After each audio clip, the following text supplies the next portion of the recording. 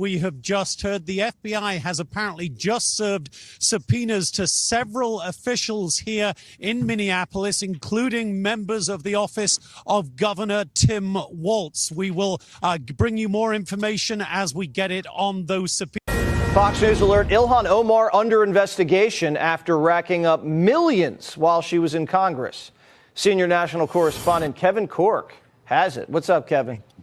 Good to see you, my friend. What's the old saying? Follow the money? Well, that's precisely what the House Oversight Committee is doing. They are probing squad member Ilhan Omar's skyrocketing family wealth, Jesse, especially in the wake of that $9 billion, some would argue $19 billion, Somali social services fraud scandal that exploded in her district in Minnesota. The Oversight Chair, James Comer, says his team's lawyers are exploring the extraordinary step of subpoenaing Omar's spouse over his curious business practices. Republicans want to know how the Somali-born Omar and her politically connected husband Tim Minette went from being nearly broke to being worth around $30 million in just a year, according to her 2024 disclosure forms. Quoting Comer now, there are a lot of questions as to how her husband accumulated so much wealth over the past 2 years. It's not possible. It's not. And he's a money guy. Minette and his partner, Will Haler, back in 2022, formed an investment firm, Jesse, named Rose Lake Capital. They had $42 in their bank account at the time, but in a year, up to $25 million, according to Omar's filing. By the way, he also has a wine business that went from next to nothing to millions on its books. Not surprisingly, associates were so perplexed about the irregularities, they brought information and attention to the feds to, look into it. Now, for her part, the Congresswoman has repeatedly, and I say defiantly, denied any wrongdoing while being also careful to criticize the ongoing probe. But, sometimes they say, Jesse, the ones who yell the loudest have the most to hide. Well, innocent until proven guilty. I'm sure everything was perfectly legal. The situation in Minnesota reminds us that the West cannot mass import foreign cultures which have failed to ever build a successful society of their own. I mean, we're taking people from Somalia, and Somalia is it's not a nation. Got no government, got no police, got no military, got no nothing. And then we have this fake congressperson who they just reported is worth $30 million. You believe this? Ilhan Omar, talking about the Constitution provides me. She comes from a country that's not a country, and she's telling us how to run America. Not going to get away with it much longer, let me tell you. I think this is going to be a really critical point in Trump's presidency, because if the FBI subpoenaed both of these individuals and nothing winds up happening, it's going to fracture the lack of trust that we already have in this country, in the government, and their ability to actually bring justice to individuals that are fraudulent. I think they should, because the money doesn't make any sense. I'll go one step further. Just do everybody in office. Every single one of them. I don't care if it's Trump himself. Everybody. Figure out where every penny. I don't want to go down to the thousands of dollars every penny is going to. And if it is fraudulent, send them on the way to jail. I don't care which side of the aisle they're on. That's the way we're going to wind up fixing this. I'm happy they're starting somewhere. Pelosi too. Yep. All of them. Every one of them. Pelosi's better than a stockbroker on Wall Street. I'm just telling you. Pelosi is like advanced levels. I'm just saying. Yes, I ain't know nobody that good. Well, Crystal, I had to. I walked. I think you've heard this last year. There's a reason why, specifically, members of the House and members of the Senate do so well financially. It's not considered insider trading for them. If I know as someone who sits in the House that next year there's going to be a bill put forward, because we talk about it all the time in our committees, that is going to, I don't know, make us a partner with Samsung for chips or whatever. I'm making that part up. If I know we're going to talk about it and I know that we have a blue or a red house, I can kind of figure out if it's going to pass or not. Then all I have to do is just shift around some of my investments. It's not technically insider trading. I think it is, but it's not technically insider trading because we haven't discussed it yet. It's just someone talking about something that might come up here. It's not information that's considered material. And so I continue to gain money. I tell my husband or my wife, depending on where I'm at the time, to go ahead and invest in this as well. Some of my closest friends, it's not insider information. It's not like it's a corporation that's planning on putting out something. It hasn't even passed yet. So that's how they get underneath the banner. Millions. That should have been rectified a long time ago. It's not that difficult to set a law that prevents that from happening. That's just ridiculous. And you can see that everybody on both sides are helping to keep that from happening. Well, Minister Danzel, that's why it hasn't passed, right? Because the people who would have to pass that law are the ones that are taking advantage of it not being in existence in the first place. So it's our responsibility to nail them. Because I think Rick Scott, if I'm not mistaken, Rick Scott, John Kennedy, Anna Paulina Luna, all put forward bills to stop this. They all put, and it maybe Josh Hawley, if I'm not mistaken. I think all four of them have put different times, put bills forth about this. And every single time it's voted against. And that the thing is, that's why in this instance, this is not a right versus left. This is all of them. All of them. But that's what, you're right, sis. And that's why we need to get together and stick it to them. This is when public outcry has to make this. See, we don't use our power. Remember, we're supposed to be their bosses. Yeah. We don't use our power. If American citizens got together and say, no, we ain't having this. And we can stick it to all of them. They work for us. And we have to use our media to bring this up, because the regular media is not going to do it because they're getting paid off. But if the American citizen rolls up, man, we can stop that mess. I agree. I think Ilhan, I mean, you went from God knows how much in debt, $42 in your bank account, they said, and you were worth $30 million. I'm in a year and some, and like there was $42,000 in education loans. Yes, and then they have there was that, what is it, Feed the Hungry thing, and her husband allegedly was over it, was part of the people working with that, and y'all went from nothing to 30 million, and they now discover that NGO was a scam. At this point, let's just be real. Yep. If you discovered the NGO was a scam and he was involved, then I mean, let us deduce. Use common sense. We know what went down. But my thing is, I'm going to say, to AT's point, if Pam Bondi drops the ball on not do her job, Pam Bondi needs to be removed, because there's entirely too many things. Yes, they have arrested some people. They are prosecuting some people and so on and so forth. But if we think back to the DOJ under Biden, people were hauling to court quick and in a hurry. People were going to jail easy. They were everything was getting done. And it's just crazy to me that Pam Bondi is in this position and stuff is not happening. It's like it just doesn't make sense to me. And it doesn't make sense to me because the stuff isn't added up. Listen, I'm going to tell y'all, I was happy for Pam Bondi because, again, I lived in Florida when she was the Attorney General for Florida, and she did her job then. But, we have gotten to a new level.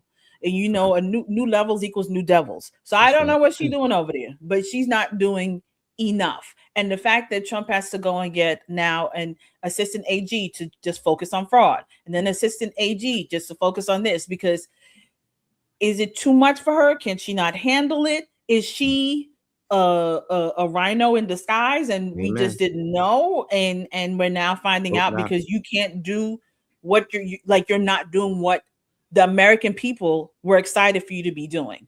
I just pray that she gets it together, but if she can't, I think we should look at removing her and finding somebody that can. So let's remember how relieved the rhinos and the left was when they got rid of Matt Gaetz. That's right. So that should have told us pretty much all we needed to know, because we'd seen Matt Gaetz in action. Matt Gaetz made the Speaker of the House have to lose his job. I mean, Matt Gaetz took all of Congress and on force of will with 3 other people, brought the entire House down during the Biden administration. That's right. So we knew what kind of resolve he would have, what kind of will and force he was willing to yield and use. And everybody, when they were able, unfortunately, to get rid of Matt Gaetz. They slid Bondi in, and that should have been kind of the first thing. But I will say this, because AT, I think you got the nail on the head on this one. I am worried about this. If you, as we sit here today, the Clintons defied a congressional subpoena, as did what's his name? Steve Bannon. He went to jail. Bannon went to federal prison. That's right. The Clintons, as far as we know, if somebody could check on Hillary Watch, are still relaxing in Chappaquiddick. So I don't have much faith, and I'm not sure it's just Pam Bondi or if it is Pam Bondi. But I have a very little faith. First of all, there are so many ways to take money legally. It is this we built a whole system on how to legally take money, how to avoid which is perfectly legal, avoid taxes, avoid scrutiny. I personally think that there would be much more evidence, and it might be easier to investigate Ilhan Omar's first marriage to the alleged brother. I think there may be far more documents and much more clear cut to pursue her in that manner. And the base is so desperate because they want to pretend we didn't vote on Drain the Swamp. Yes, we did. Yes, we did. The three issues were the economy, immigration, and draining this. That's it.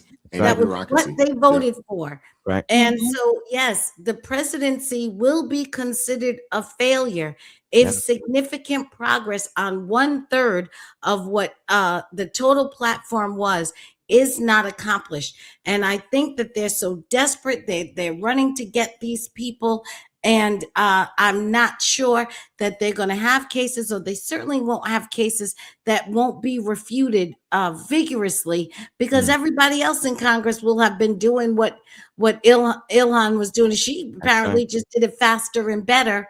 So I am afraid that there is a real opportunity to make the base become demoralized in the inability to hold anybody accountable. And we should put up a ticker for every day the Clintons are not hauled into that prison. They should be able to be right by Epstein where he was.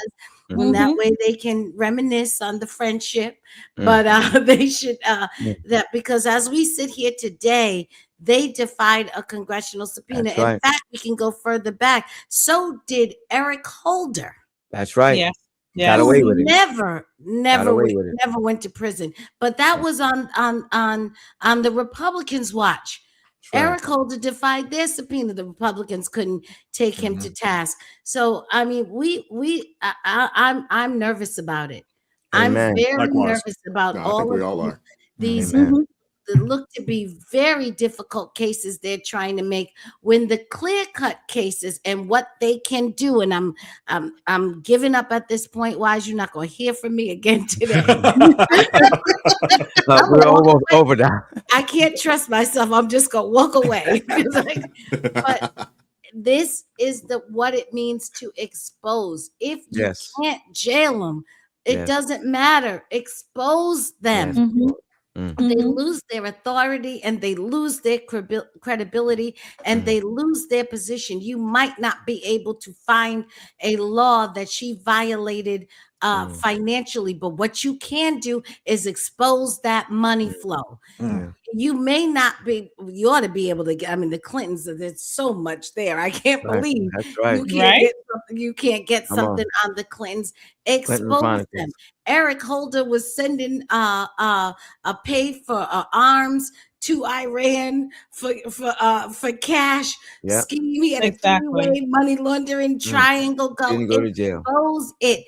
These people, I'm not sure that we can get them legally, at least not all of them, but we can expose every one of them. You cannot tell me that they have had the NSA and all of these other extra governmental organizations that have all the technology on earth. They can hear a pin drop in New Zealand, but they can't find nothing on Bill and Hillary. Omar in 2 years can get 30 million. Nobody knows how and why. Expose it. Yeah. There are people that I don't trust in there because to me, I feel like Alina Habba would have already dragged them into court. Let's just be. I feel like Alina Habba would have dragged all of them into court. I feel like somebody put in the chat, and I agree. I feel Judge Janine Pirro would have dragged them all into court. That's what I'm saying. I keep looking at Pam, and I'm like, they arrested and jailed people for less during the Biden administration. So the fact that we have there's all kinds of evidence, all kinds of things to show, and up to now, we can't lock people up. And it's not even about retribution. It's about, this is justice, because you see the wrong that they're doing, and we're not handling this situation. That's the same way I feel about, listen, there are people that Trump picked that I did not agree with. I did not agree with, I was excited for Pam Bondi because she was from Florida and I knew what it was like under her, but I wasn't sure about John Thune either. Because, it's like things that are supposed to be getting through. Y'all making it difficult. I'm watching the Senate, the Congress. I'm like, I'm not understanding what y'all doing. If y'all are supposed to be standing up for what Trump's and y'all agree with what Trump is doing, why y'all making this so difficult? Because when y'all talk in front of the camera, y'all seem like y'all support it, but then all of a sudden, when it's behind closed doors and y'all got to vote for stuff, all of a sudden it's something different, and you don't want to push. When Trump is like, push the envelope, no, push harder, go harder. They don't even want to go harder. So I'm just looking at all of them, and I'm like, I don't know. And I think that, to AT's point, that would be the major disappointment in this administration, because you see all that Trump is doing and what he's trying to get done. You see the hard work. Take, for instance, that Tulsi Gabbard is pulling out some of the things that Tulsi Gabbard has revealed and given evidence over to Pam Bondi. The people that she's revealed it on, they should be arrested. Like, there's so many things. I'm like, I'm very confused, because Tulsi's doing her job. Trump is putting it out in this is the stuff I want to get done. You see RFK doing his job. So you're seeing people do their job, but somehow or the other, there's some kind of missing piece here that's not getting through, and that's frustrating to me. I want to hear from you guys in the comment section. Hit the like button, share the video, subscribe to the channel, turn the notifications on all so you never miss an upload. Consider joining the ARP family or buy your brother a coffee. That link's in the description box below. If you'd like to go the extra mile and support the channel financially, hey, there's a link down there. Buy some merch. Support us, get one of those Pray Don't Worry hoodies or t-shirts, or you can buy your brother a coffee. That link's in the description box below. Join us for ARP in the morning, 9:30 a.m. Eastern Standard Time, Tuesday and Fridays. And I appreciate everybody that supports what we're doing over here at ARP. And as always, keep God first, stay prayed up. We'll catch up with you all next time. Peace. It is God who arms me with strength. Yeah, I'm battle ready. He trains my hands for battle. My heart stays steady. Thanks be to God, he gives us the victory. Through my Lord Jesus Christ, fear can't live in me. I was down to the dirt, red clay on my shoes, old pain in my shirt, oh so bruised. Then the Lord hit my chest, kicked air from my breath, put power in my step.